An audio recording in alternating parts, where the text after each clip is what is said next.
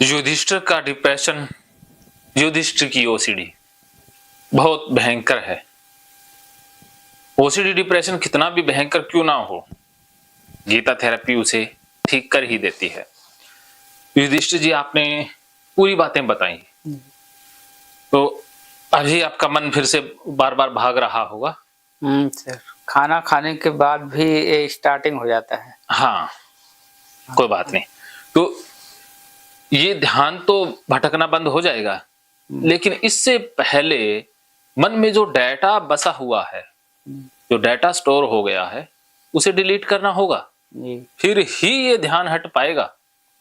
जब आपको पता लग जाएगा कि जो आपके माइंड में डाटा आया था वो बिल्कुल यूजलेस था, वो असत्य था, वो जो भी बताया गया वो झूठ ही था, तो फिर धीरे धीरे ये जो स्ट्रॉन्ग कंडीशनिंग हुई है, ये पेट के नस के साथ बार बार ध्यान जाने की कंडीशनिंग है, ये धीरे धीरे वीक होकर के छूट जाएगी। अभी 24 घंटे में 2400 बार ध्यान जाता है।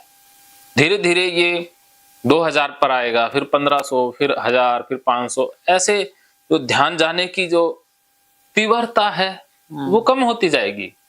ऐसा होगा, एकदम से आप ब्रेक नहीं कर पाएंगे क्योंकि इतनी ज्यादा स्ट्रॉन्ग कंडीशनिंग है।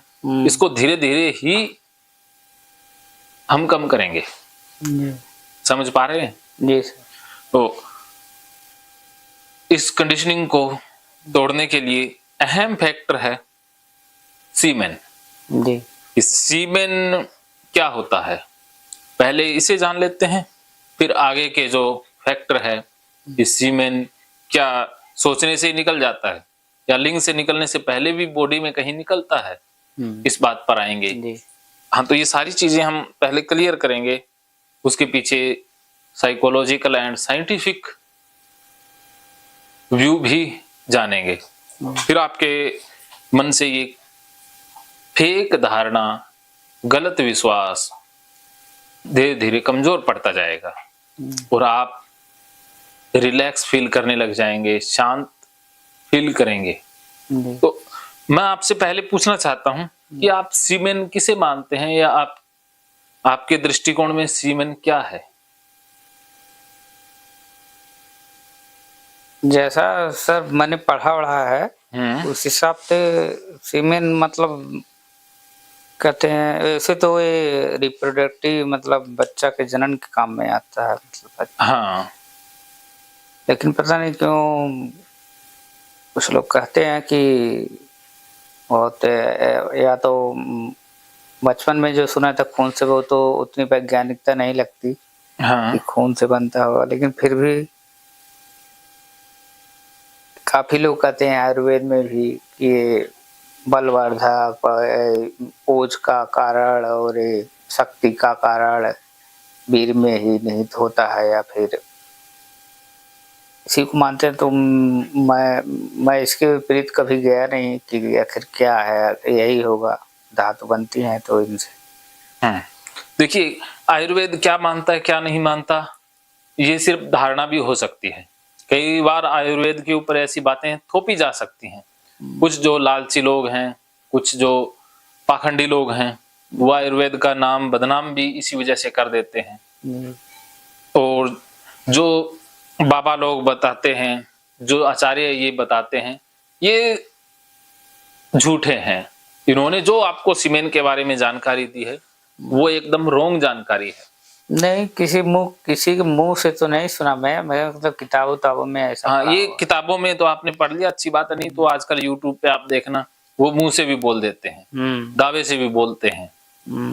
तो इसी कारण से हजारों लाखों भारतीय, खास करके हिंदू, ओसीडी और डिप्रेशन से ग्रसित हो जाते हैं। लेकिन फिर भी उन पाखंडियों को वो पूजते ही रहते हैं।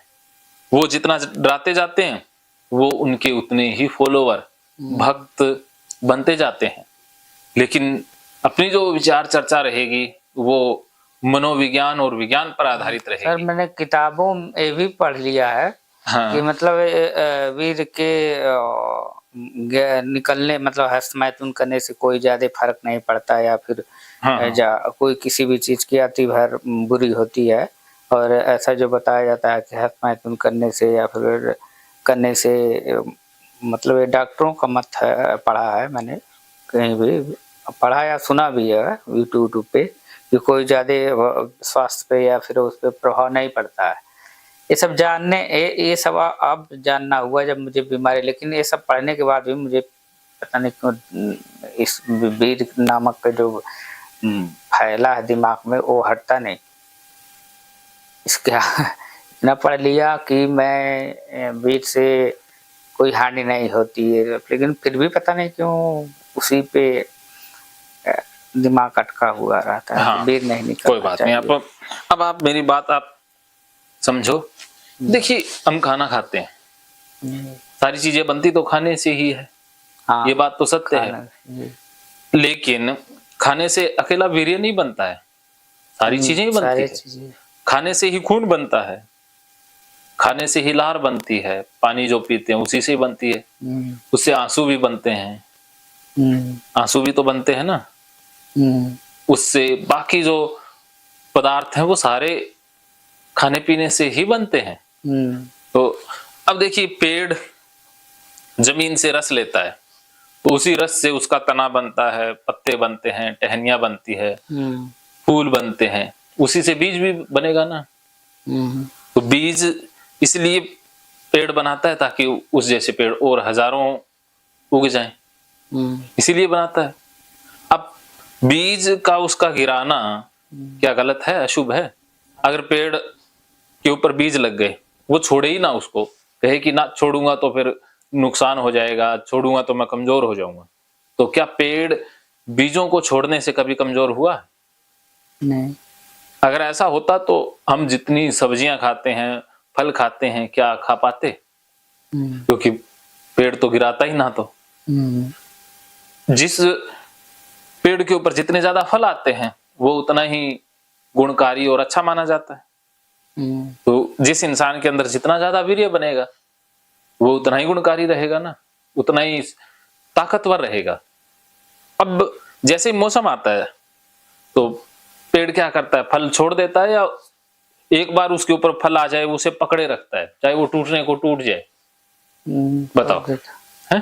छोड़ देता है, छोड़ देता है, हर बार नया आता है ना। ऐसे ही हमारा वीर्य है, इसके अंदर भी तो बीज है ना।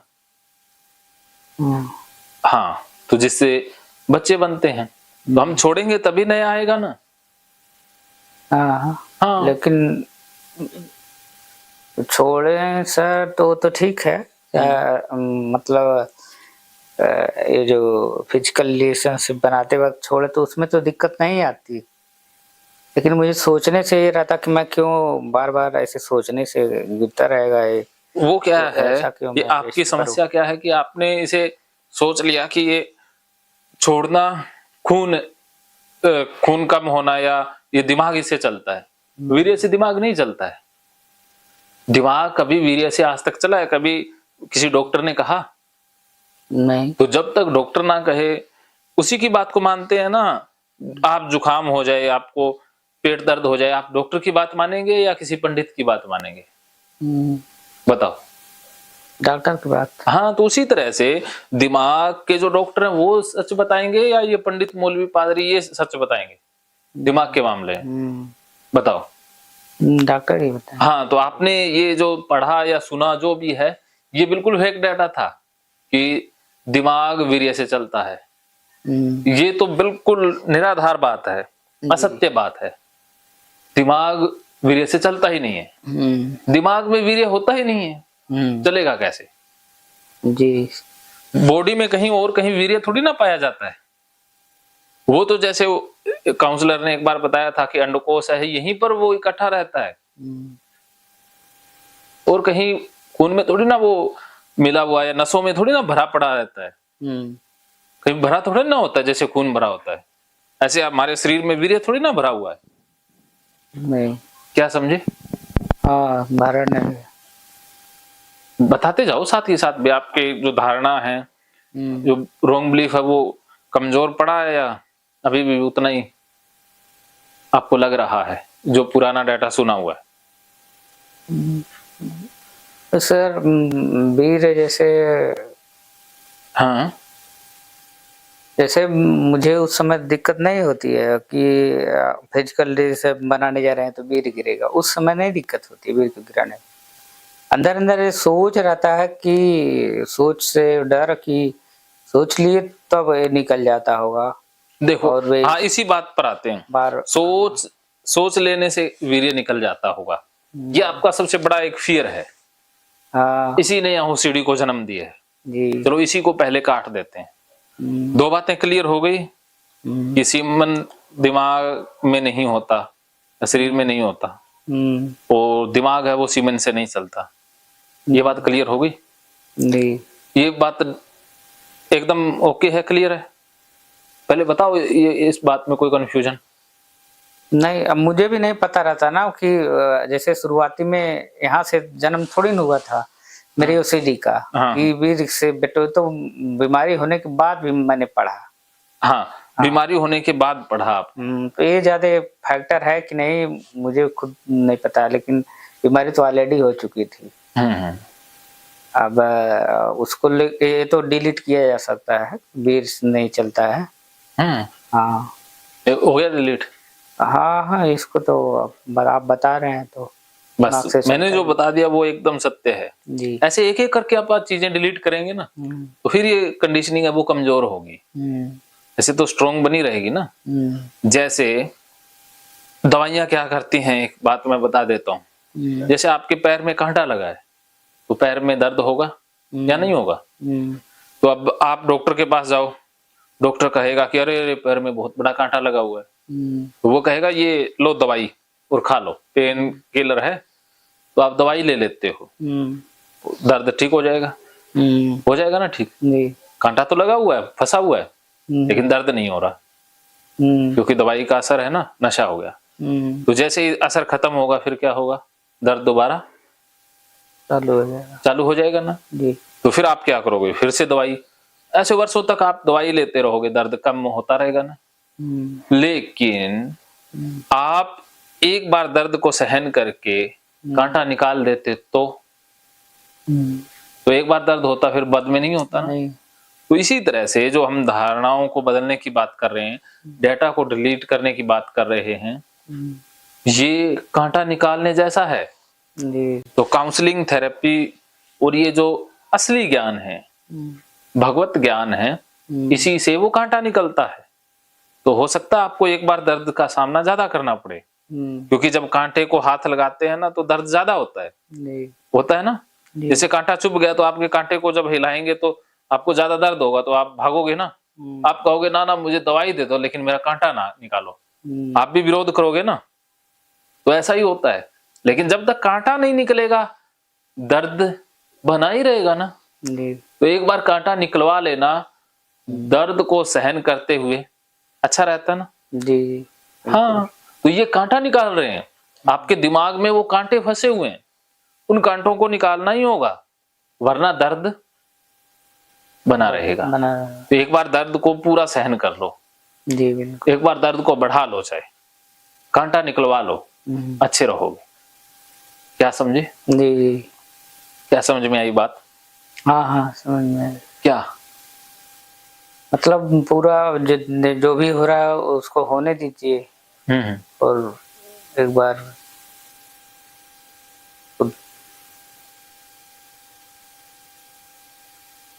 निकालने का। हाँ युधिष्ठिर बोलो। समझन भी यही कि जो आप बोले हैं उसी तरह से। हाँ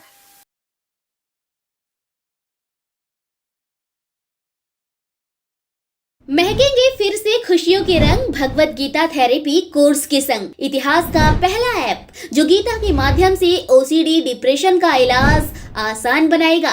ओसीडी डिप्रेशन का इलाज हुआ और भी आसान, और वो भी बिना दवाई, घर बैठे। किसी को बीमारी की चिंता है तो किसी को चिंता की बीमारी है।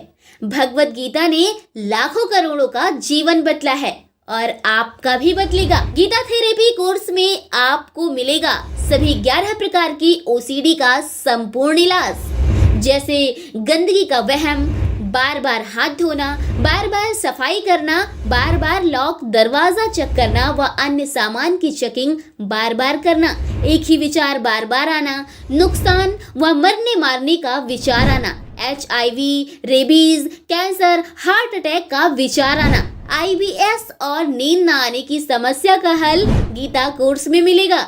आत्महत्या वाले विचारों से मुक्ति भी गीता थेरेपी कोर्स से मिलेगी। राजेंद्र जोधपुरिया ऐप पर आपको OCD से संबंधित राजेंद्र जोधपुरिया की किताब भगवत गीता के मनोवैज्ञानिक रहस्य और अन्य टिप्स पढ़ने को भी मिलेंगे। गीता है महान थेरेपी। गीता में CBT, हिप्नोथेरेपी, माइंडफुलनेस, ERP व अन्य बहुत सी साइकोथेरेपीज का समावेश मिलेगा। राजेंद्र जोधपुरिया ऐप एक, फायदे अनेक। आज ही प्ले स्टोर से डाउनलोड करें, लिंक डिस्क्रिप्शन में है। तो देर क्यों, अभी जाइए डिस्क्रिप्शन में और लिंक पर क्लिक करके प्ले स्टोर से अभी डाउनलोड कीजिए राजेंद्र जोधपुरिया ऐप और पाइए अपनी सभी समस्याओं का हल। मानो तो मौज है, वरना समस्या तो हर रोज है।